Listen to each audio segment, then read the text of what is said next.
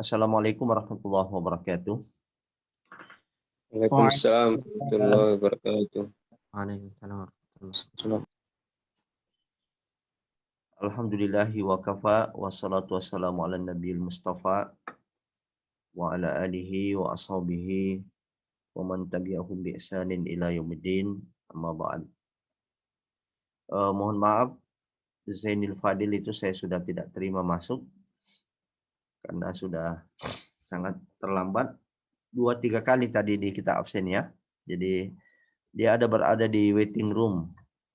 Saya tidak terima lagi masuk karena sudah 3 kali kita absen, sampai batas toleransi juga tidak ada konfirmasi. Baik, perkuliahan kita pada hari ini adalah perkuliahan terakhir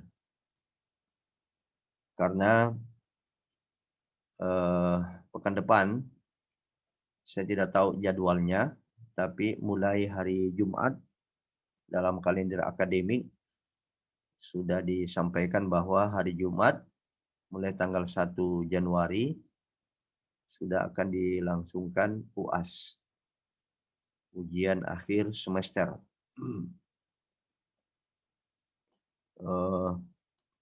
Ini Madi Adam keluar tadi ya, Imal juga.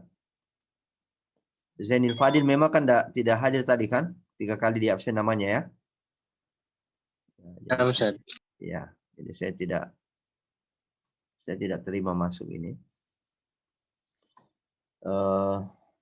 Apa tadi? Ya, perkuliahan terakhir nanti insya Allah kisi-kisi daripada materi ujian nanti saya akan sampaikan di perkuliahan qadha yang sebenarnya seandainya tidak dihitung hari Senin pada kuliah perdana, maka perkuliahan kita hari ini sudah cukup. Tapi karena dihitung itu hari Senin pada saat Stadium General pada waktu itu, ya, di mana bertepatan dengan hari perkuliahan kita, maka kita harus qadha ya. Nanti dalam kuliah qadha itulah materi terakhir adalah bagaimana teknis tarbiyah, teknis mengelola tarbiyah. Dalam hal ini adalah liqa usbu'i, pertemuan pekanan. Dan karena pertimbangan teknis, praktek atau simulasi yang pernah saya sampaikan pada antum ditiadakan ya. Kita tiadakan. Saya sengaja pakai ini karena ada saya lihat yang agak susah sekali mendengar, sehingga telinganya saja kita lihat ya. Jadi saya tiadakan simulasinya saya tiadakan, dan saya masih sementara pikirkan kira-kira apa alternatifnya. Namun kalau tidak juga ya berarti antum tidak ada beban. Yang penting kesiapan ya, mulai sekarang kita sudah siap-siap untuk menyongsong UAS. Ya, karena itu nanti perkuliahan qadha dalam bentuk rekaman itu saya harapkan antum dengar baik-baik, sebab di materi tersebutlah nanti akan saya sampaikan kisi-kisinya, mulai dari mana harus dipelajari. Mungkin saya akan membahas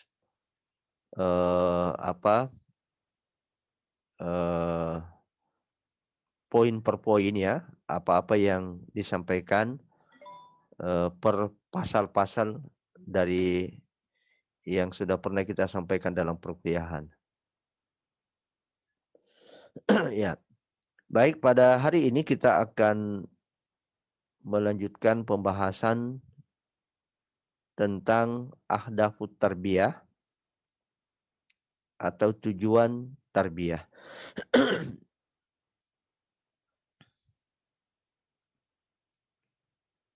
Saya mohon informasi dari antum sampai bahagian di mana yang terakhir.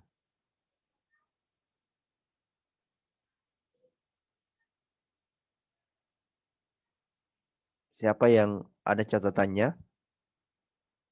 Sampai bagian apa terakhir?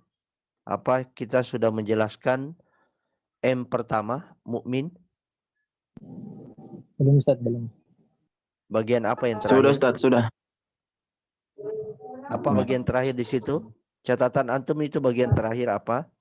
Tertulis di situ kalau ada kata, ada kalimat.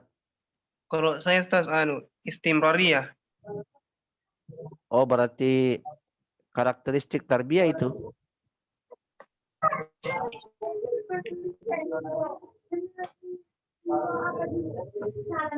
Coba yang lain.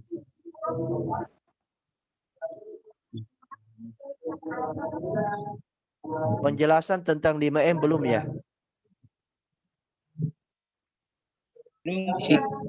Belum.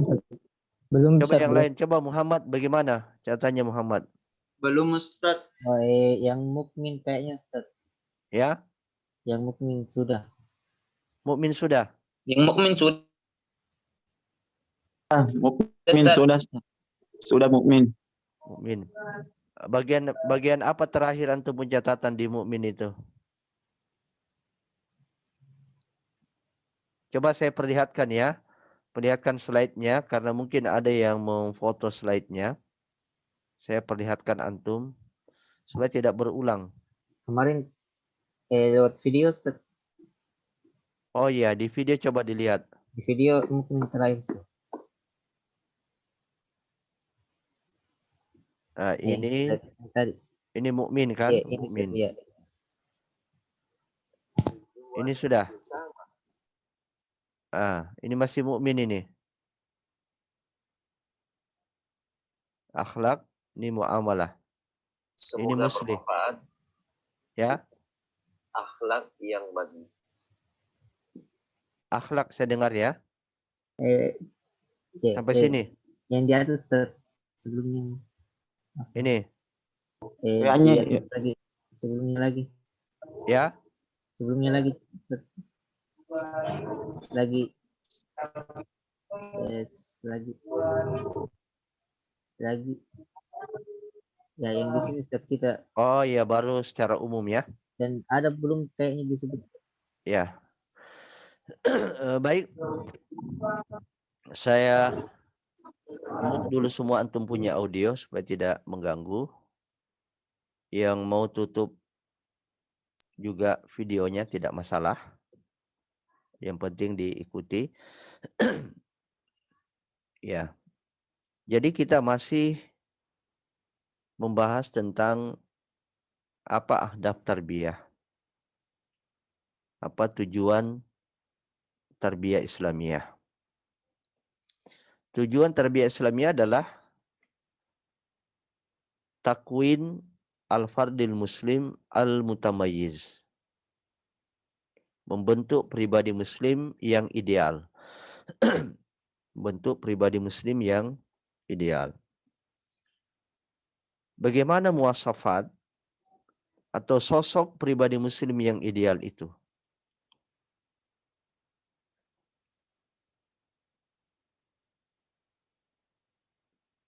Bagaimana muwasafat atau ciri-ciri pribadi muslim yang ideal itu? Inilah yang disingkat dengan 5M.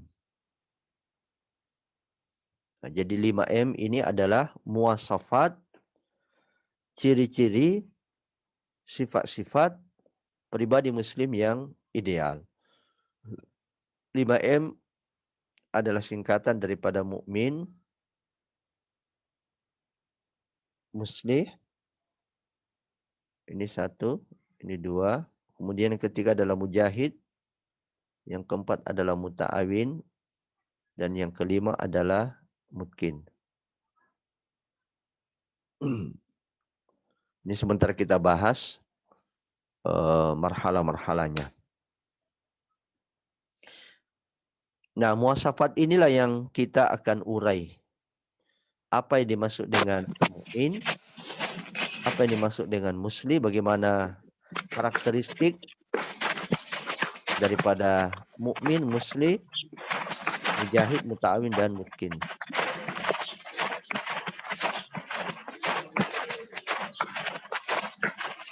Saya tutup lagi ini kayak ada orang suara berbaris. Oke. Baik. Jadi ini yang lalu kita sudah jelaskan bagaimana sifat-sifat seorang mukmin. Sekaligus ini menjadi barometer, menjadi standar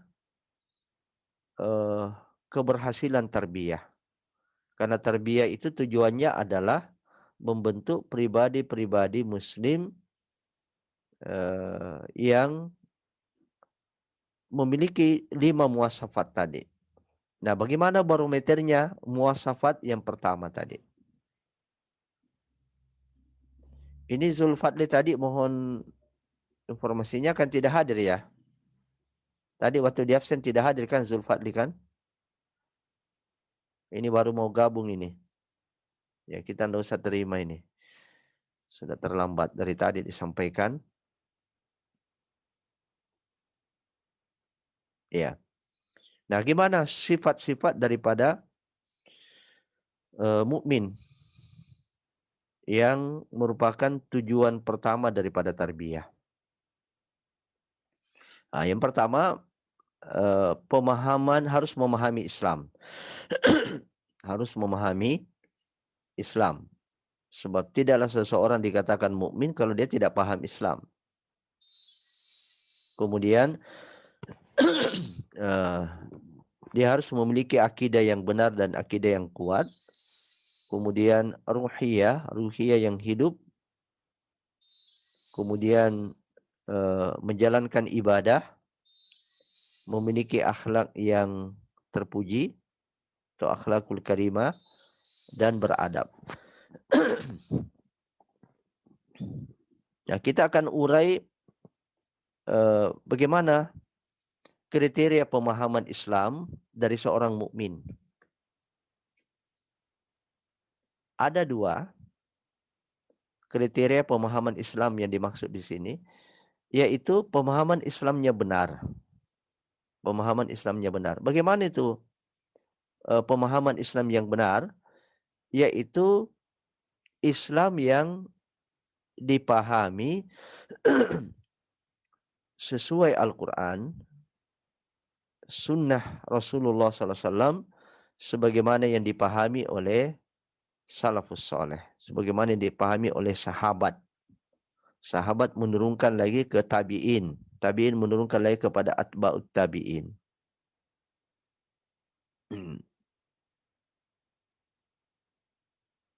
Ya. 3 generasi inilah yang paling paham dengan Islam, yang paling benar pemahaman Islamnya. Kenapa? Karena sahabat langsung menerima dari Rasulullah, dari yang paling paham dengan Islam. Sementara ada kayaknya yang keluar lagi. Radifan. Ashar Ahmad Susen juga tadi ada ya.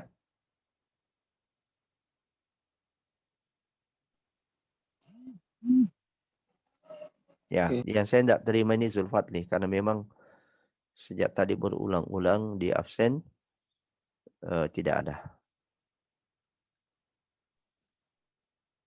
Ya. Demikian juga tabi'in. Tabi'in ini kan menerima pemahaman Islam dari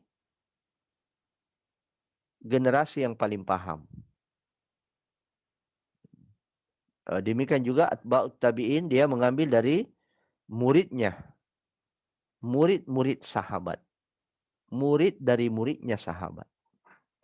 Muridnya sahabat bernama tabi'in. Nah, kemudian Tiga generasi inilah yang mengalirkan pemahaman Islam yang benar itu.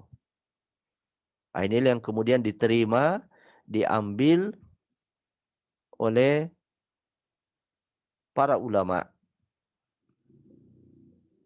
Siapa lagi tadi ini?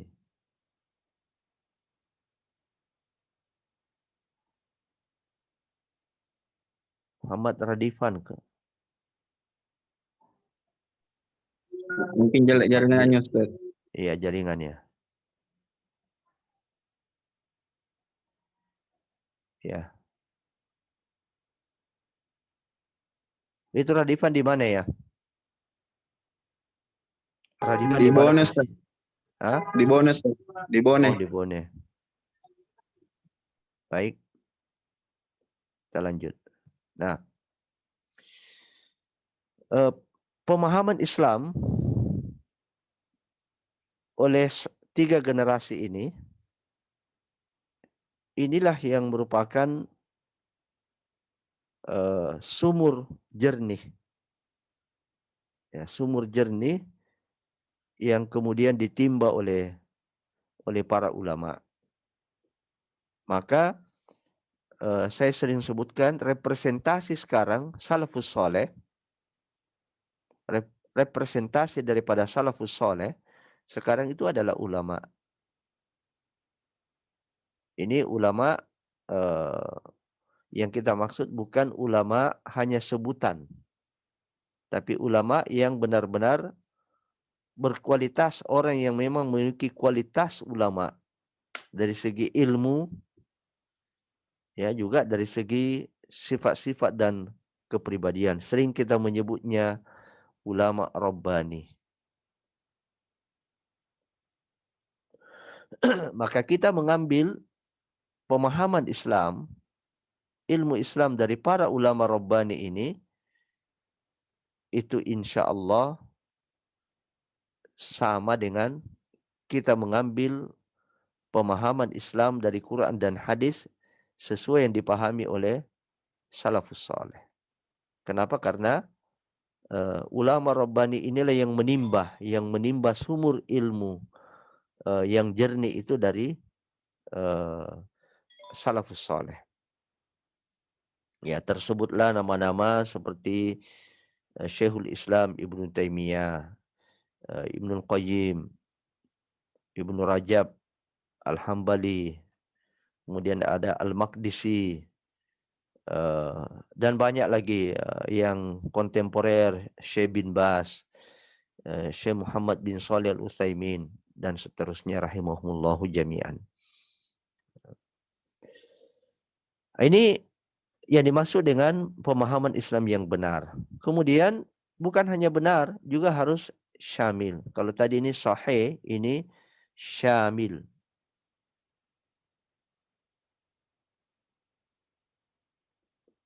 Ya, syamil, menyeluruh. Ya. Jadi ini mukmin yang kita inginkan dari hasil tarbiyah, yaitu pribadi-pribadi mukmin yang selain memiliki pemahaman Islam yang benar, tapi juga dia syamil. Ya, sebenarnya sudah masuk juga bagian di sini, tapi ufriduli ahamiyatihi. Syamil menyeluruh. Lawan daripada syamil ini juz'i.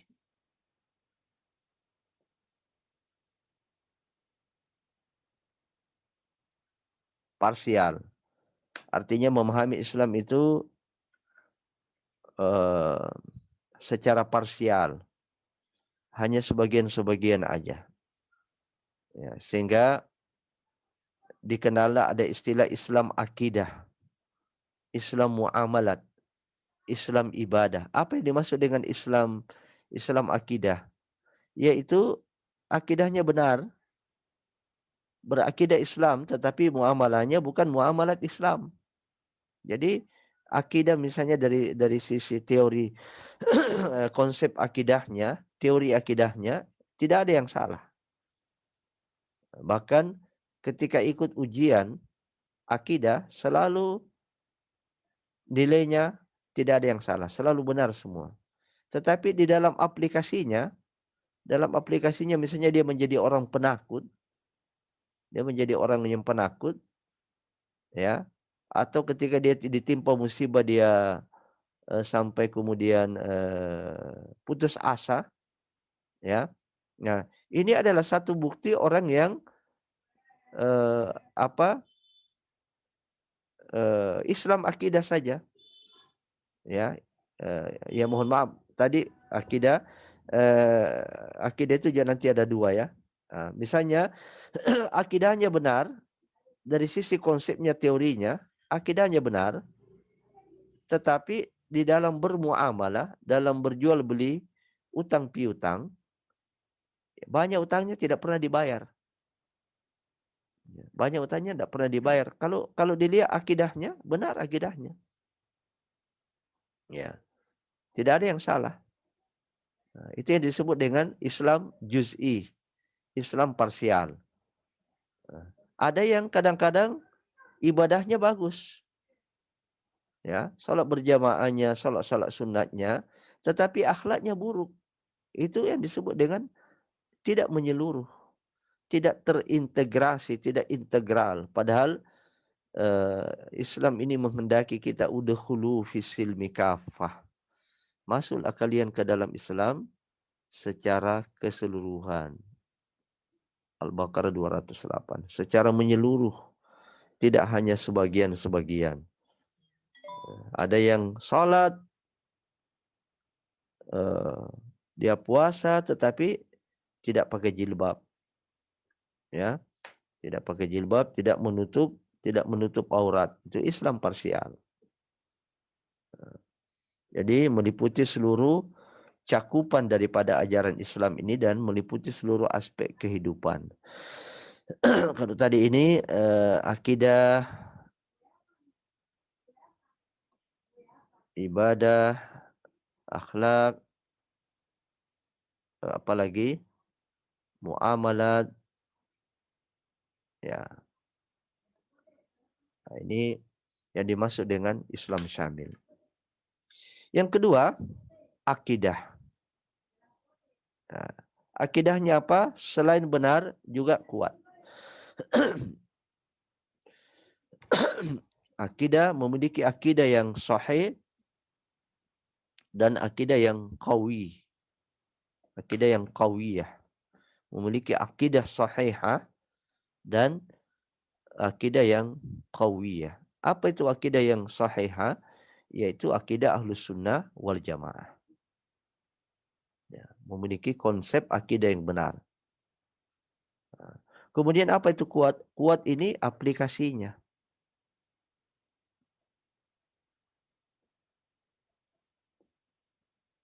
Aplikasinya. Misalnya ada orang yang pemahamannya terhadap konsep asma wa sifat, nama-nama dan sifat-sifat Allah benar, ya, tetapi aplikasinya. Jadi pertanyaan aplikasinya gimana? Ya, jadi ada orang yang mengetahui bahwa Allah itu akan selalu bersama dengan dia. Wa huwa ma'akum ainama kuntum. Dan dia menyertai kamu di mana saja kamu berada. Nah, dia paham betul menurut teori akidah Ahlus Sunnah wal Jamaah, ma'iyah, ya, ma'iyah di situ dalam ayat itu kalau tidak salah di dalam surat 57, saya agak lupa ayatnya. Surah Al-Hadid ayat sekian. Wa huwa ma'akum ainama kuntum. Dan dia Allah membersamai kamu di mana saja kamu berada. Dia paham, dia yakin bahwa yang dimaksud dengan ma'a di sini bukan ma'a dzatiyah. Bukan ma'a zatnya Allah. Tapi yang dimaksud dengan ma'iyah di sini adalah sam'uhu basaruhu ilmuhu. Pendengarannya Allah, penglihatannya Allah, dan ilmunya Allah. Kalau zatnya Allah yang dimaksud di sini kan sudah bertentangan dengan makna tauhid. Setiap orang di situ ada zatnya Allah, berarti sudah tidak lagi dikatakan Allah itu ahad. Nah, juga banyak implikasinya. Kalau ma'iyah berarti juga dia masuk, ada orang yang masuk ke tempat-tempat maksiat, dia ditemani oleh Allah, berarti ini juga melecehkan Allah. Nah, karena itu teori yang benar, pemahaman yang benar tentang makna ma'iyah di sini adalah ma'iyah sam'uhu basaruhu ilmu. Nah, tetapi di dalam kenyataannya, misalnya kalau tidak dilihat oleh orang lain, dia melakukan maksiat. Dia berbuat maksiat. Dia berhenti berbuat maksiat kalau dilihat oleh orang lain. Ya. Dia tidak akan melakukan itu kalau ada CCTV yang memantau.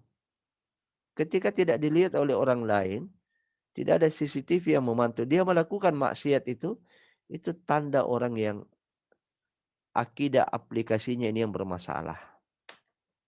Nah, jadi yang kita inginkan dari tarbiyah ini adalah lahirnya pribadi-pribadi mukmin yang memiliki akidah sahihah dari sisi teoritis, dari sisi pemahaman, kemudian akidah yang aplikatif.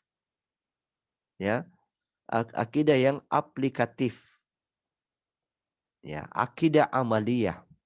Bukan hanya akidah nadhariyah, teoritis, tapi dia juga memiliki akidah yang dia aplikasikan. Ciri yang lain daripada orang mukmin atau mukmin itu adalah dari sisi ruhiyahnya. Dari sisi ruhiyahnya memiliki kamalul mahabbah. Kamalul mahabbati lillah. Sempurna cintanya pada Allah. Full. Cintanya pada Allah itu full. Kecintaan kepada yang lain itu adalah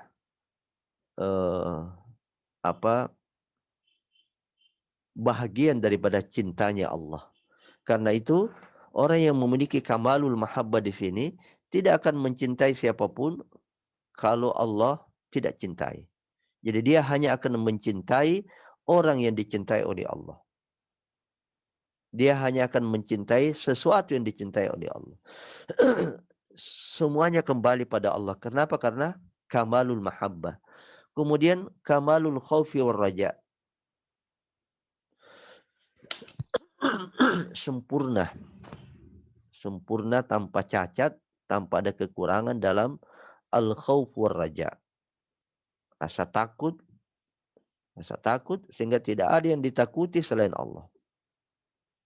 Ada rasa harap, tidak ada pengharapan yang tertinggi kecuali hanya pada Allah. Ini ruhiyahnya orang yang beriman. Nah, kemudian apalagi dia memiliki ihtimam. Ihtimam terhadap kondisi umat Islam. Ruhiyahnya. Nah, ini pekerjaan ruhiyah. Apa itu? Prihatin. Ya, prihatin atau memiliki solidaritas. Ya, solidaritas dengan kondisi yang dialami oleh umat. Al-mu'minu lil mu'mini kal bunyan yashuddu ba'duhu ba'dan. Atau dalam riwayat yang lain dikatakan kamathali jasadil wahid. Seperti tubuh yang satu. Idza ishtaka minhu udun, apabila salah satu anggota tubuh merasa sakit, maka yang lain ikut merasa demam dan susah tidur. Solidaritas. Persaudaraan umat Islam ini adalah persaudaraan yang universal. Persaudaraan yang tidak dibatasi oleh daerah, teritorial, negara, tanah air. Demikian juga tidak dibatasi oleh etnis, tidak dibatasi oleh genetik, ya, oleh asal usul. Yang penting mereka itu berakidah Islam, itu adalah saudara kita. Apapun warna kulitnya, apapun bahasanya. Karena itu susahnya mereka adalah bagian daripada kita. Susahnya mereka adalah susah kita. Bahagianya mereka adalah bahagianya kita. Itu ruhiyah orang beriman. Apalagi khusyuk dalam salat. Ya, khusyuk dalam salat. Merasakan kelezatan, kenikmatan salat. Kenapa? Karena dia khusyuk.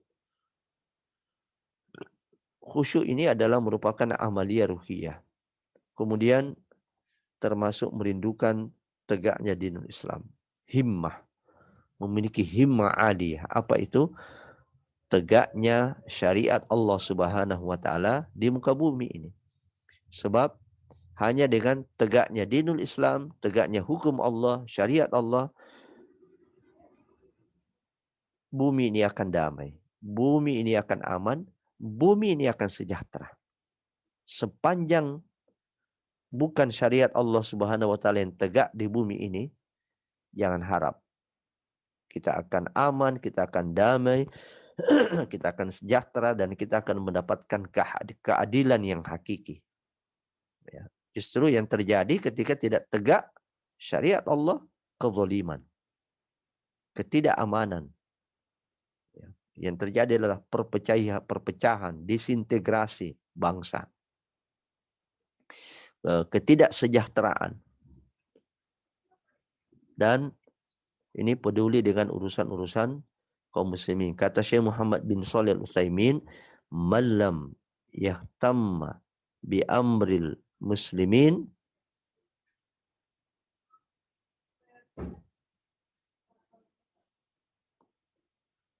falaysa minhum."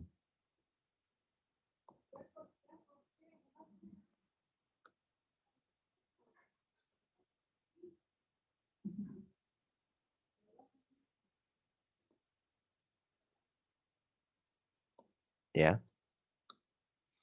Ini perkataan Syekh Muhammad bin Shalih Al-Utsaimin di dalam kitabnya As-Sahwa Al-Islamiyah. Jadi bukan hadis.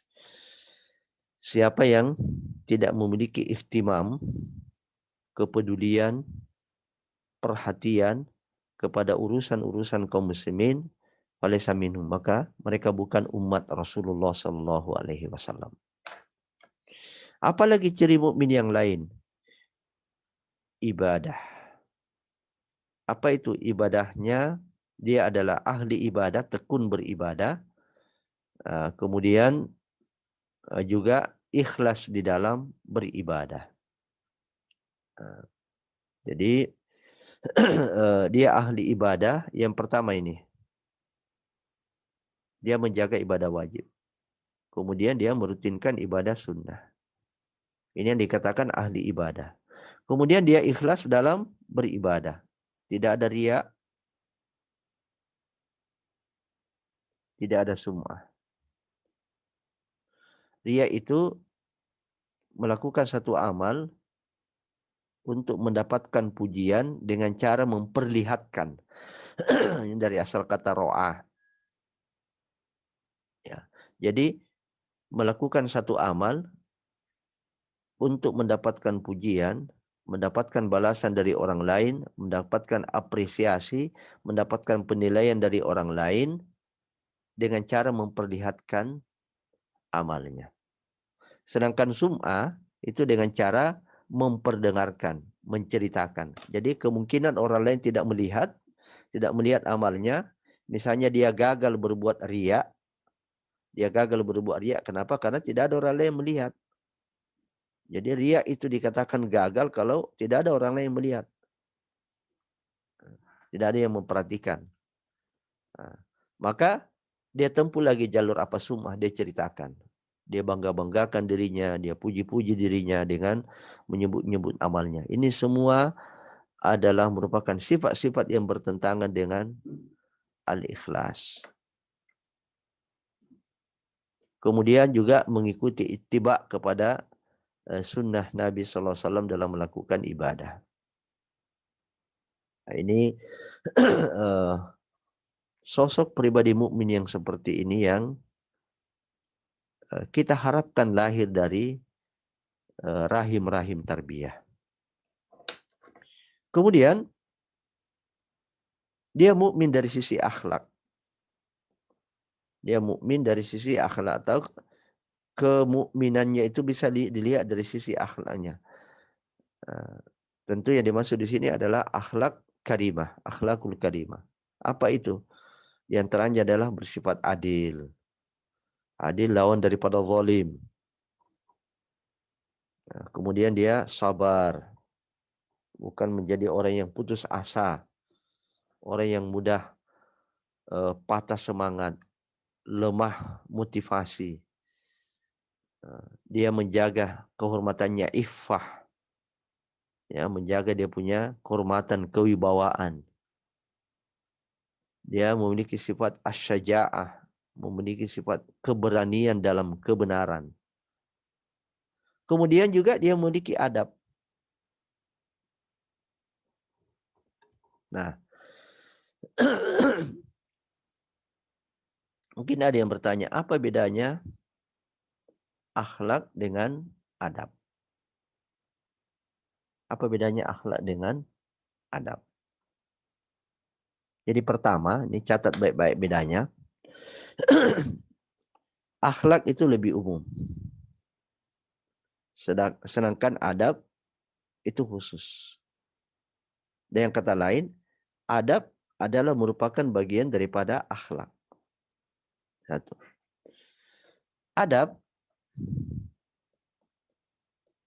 ini akhlak ya sebentar. Adab itu diperoleh lewat pendidikan. Ya, disebut dengan ta'dib.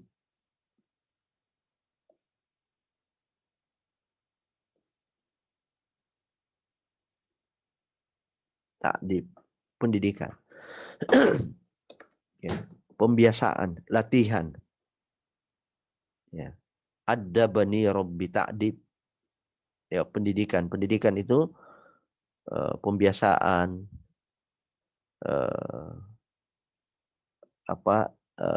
latihan, ya, itu pendidikan. Ya, jadi sifat-sifat yang baik, sifat-sifat yang baik dan etika-etika. Jadi dia bisa sifat yang baik, bisa ada etika, ya, yang diperoleh lewat proses pendidikan. Lewat proses pendidikan itu yang disebut dengan adab. Sedangkan akhlak ini adalah sifat-sifat yang mulia, sifat-sifat yang mulia yang diperoleh dari hasil ibadah yang benar.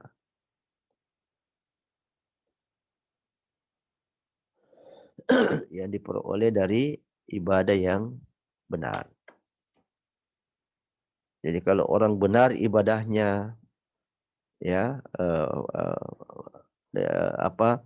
memahami Islam yang jadi ibadah yang benar dan pemahaman Islam yang benar.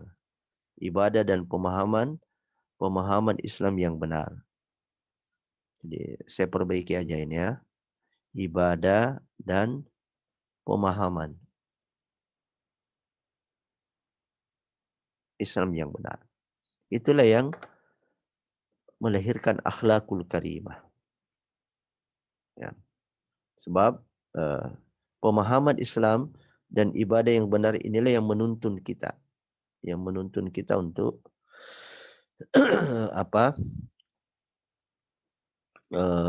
untuk berakhlak yang mulia. Yang ketiga, adab ini bisa juga diartikan dengan kepatuhan pada aturan-aturan etika. Aturan-aturan ini ya saya biasa juga sebut di sini adalah SOP. Apa itu SOP? Standar operasional prosedur. Ya, jadi standar operasional prosedur ya. Jadi standar jadi misalnya gini ya, SOP itu gini contohnya gini ya. SOP itu misalnya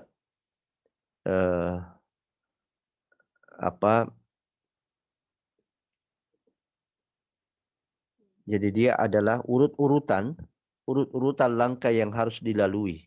Itu ya. Urut-urutan langkah yang harus misalnya ini saya masuk dulu di SOP. Misalnya SOP kita ke pesawat, naik pesawat. SOP-nya naik pesawat harus beli tiket dulu. Harus ada tiket. Kemudian kita masuk dari pintu utama. Kemudian menunggu di ruang tunggu. Ruang tunggu ada istilah gate. Ya, pintu berapa nanti kita akan naik di situ. Nah, kemudian tadi ada di luar, masih ada di luar tadi ditimbang bagasinya. Pemeriksaan surat-surat. Dan seterusnya sampai naik ke pesawat ya harus duduk pada nomor seat yang sudah ditetapkan. Itu SOP. Itu yang disebut dengan SOP. Nah, kepatuhan pada aturan-aturan SOP dan etika ini disebut dengan adab. Nah, makanya disebut dengan adab tidur. Jadi bagaimana cara tidur yang sesuai sunnah disebut dengan adab. Dia tidak disebut dengan akhlak. Tidak ada akhlak tidur. Nah, adab tidur ini itu sebenarnya adalah berisi aturan-aturan atau SOP. Bagaimana kalau orang tidur? Ya, bersihkan dulu tempat tidur kita. Ya, itu karena ada kainnya. Kalau dalam hadis hanya itu harus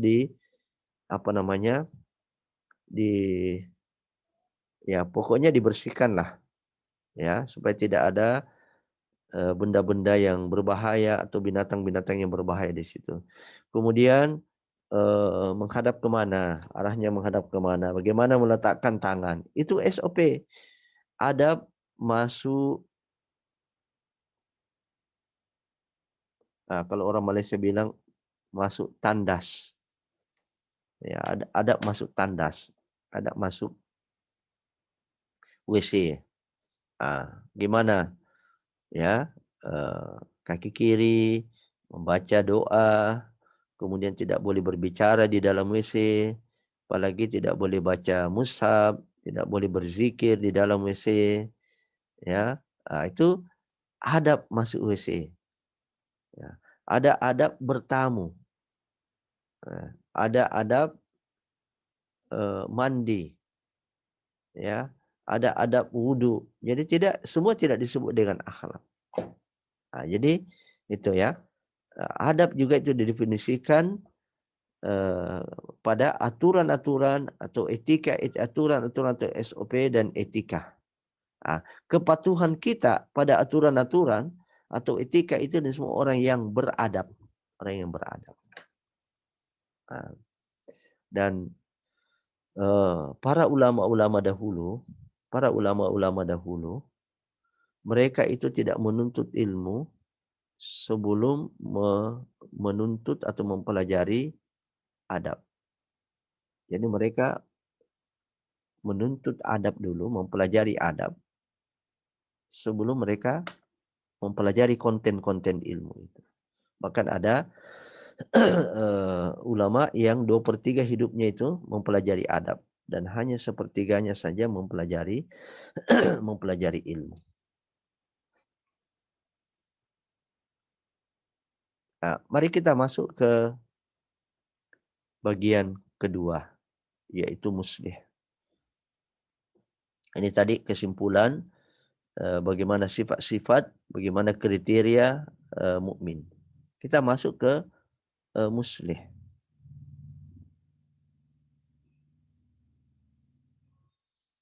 Oh, berulang sebentar ya.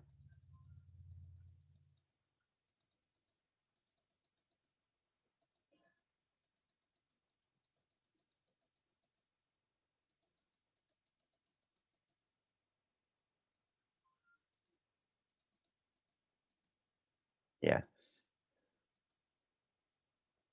Kok muamalah dulu ya? Oh, masih muamalah yang terakhir ya. Muamalah. Jadi mukmin itu juga bisa dilihat dari muamalahnya. Mukmin juga bisa dilihat dari muamalahnya. Apa itu muamalah? Hubungan sesama manusia. Ya, hubungan sama manusia. Seperti jual beli. Nah, gimana dia ada berjual beli, dia jujur. Ya. Dia setia, ya.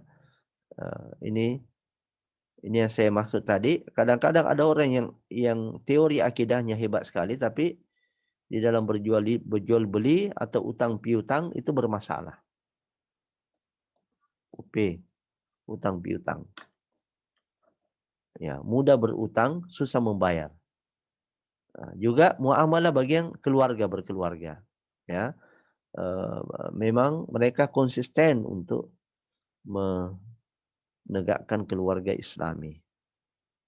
Ya, bagaimana pergaulan dengan orang lain. Muamalahnya bagus. Ya, muamalahnya bagus. Muayasyahnya, kemudian dalam hal transaksi jual beli, utang piutang, ya, keluarganya, dia berlaku baik dengan keluarga ini, sifat seorang mukmin memiliki muamalah yang baik. Kita masuk ke muslih, dan itu mungkin bagian terakhir. Nanti selebihnya saya akan sampaikan di perkuliahan qada. Muslih. Jadi gini, ada istilah soleh dan ada istilah muslih. Dan kedua-duanya ini berasal dari kata solah. Solah artinya baik. Isim fa'ilnya sama ini. Soleh ini juga isim fa'il juga. Tapi para ulama membedakan. Soleh orang yang baik. Baik akidahnya tadi ya, semua yang kita sudah sebut itu. Apa bedanya solehun dengan muslih? Soleh itu adalah orang yang baik, tapi linafsihi. Orang yang baik, tetapi kebaikannya itu untuk dirinya sendiri. Ya, untuk dirinya sendiri. Orang lain tidak merasakan kebaikannya. Atau dia tidak mengalirkan kesolehannya itu pada orang lain. Ya. Sedangkan muslih itu sebenarnya adalah soleh plus. Dia selain soleh di nafsihi, solehun li nafsi, muslihun li ghairi. Nah, gitu. Nah, dia mensolehkan, bekerja untuk mensolehkan orang lain. Ya, makanya istilah muslih ini juga biasa kita sebut da'i murabbi. Sebab seorang da'i dan murabbi itu harus menggabungkan dua sifat. Sifat soleh dan sifat muslih. Nah, ini kita lihat contoh-contohnya berdakwah. Berdakwah melakukan islah. Karena dia soleh. Melakukan perbaikan-perbaikan. Perbaikan bagaimana standarnya? Perbaikan itu ya menurut syariat. Nah, dia berdakwah. Kemudian dia mampu berinteraksi dengan orang lain. Dengan objek dakwah. Jadi dia tidak hanya sampai mukmin, keislamannya, keimanannya hanya untuk dirinya. tapi juga untuk orang lain. Dia sebarkan, dia alirkan kepada orang lain, dan dia ajak orang lain untuk menjadi orang soleh. Kemudian dia menjadi agen-agen perubah dimanapun dia berada. Jadi ciri-ciri seorang muslim itu dimanapun dia berada, di situ dia melakukan perubahan. Dia berada di kantor, misalnya di situ tidak pernah ada berjamaah, maka dia merintis ada musola kemudian seterusnya nanti menjadi masjid. Di perusahaan itu misalnya tidak pernah ada pengajian-pengajian, begitu dia masuk di situ dia jadi agen perubah, mulai dirintis ada kultum-kultum sampai kemudian ada taklim rutin. Di satu masyarakat ketika dia pindah ke satu pemukiman, di situ tadinya belum ada anak-anak yang mengaji. Kehadirannya itu menyebabkan ada kelompok-kelompok anak-anak mengaji. Ada kelompok ibu-ibu mengaji. Ada majelis taklim. Ada tarbiyah ibu-ibu. Itu adalah menjadi yang disebut dengan menjadi agen perubah dimanapun ia berada. Maka ini yang kita harapkan sebenarnya mahasiswa Stiba ini. Anda 4-5 tahun terus digodok untuk menjadi orang yang soleh. Bagaimana Anda ini menjadi muslihun di ghairi? Salah satu maknanya adalah menjadi agen-agen perubah dimanapun antum berada. Aktif menjalankan dakwah. Jadi kalau ada orang yang rajin betul beribadah, rajin betul menuntut ilmu, tapi dia tidak berdakwah, itu baru soleh. Baru solihun li nafsi. Ya. Membangun, prinsipnya dia membangun, bukan menghancurkan atau bukan merusak. Dia menjadi seorang murabbih. Inilah Mas kalian dua muasafat